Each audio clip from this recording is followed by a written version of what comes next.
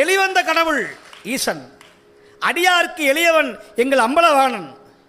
அவன் திருவடியை ஒரு தடவை வணங்கினா போதும். ஐயா நான் என்ன ஜாதி இன்ன மதம் அதெல்லாம் தூக்கி குப்பையில் போடுறான். முதல்ல நீ உண்மையான அன்பு இருந்தால் போதும். அவனை பார்த்தா உன் கண்ணில் தண்ணி கசையுதா?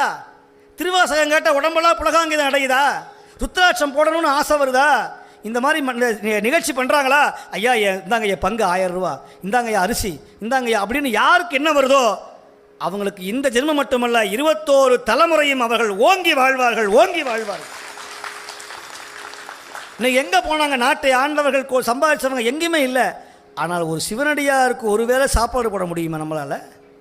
ஒரு சிவனடியாருக்கு சாப்பாடு போட்டார், ஒரு ஏழைக்கு சாப்பாடு போட்டால் 274 சிவாலயத்திலையும் பெருமானுக்கு சாப்பாடு போட்டால் புண்ணியம் கிடைக்கும்னு சொல்லுகிறார்.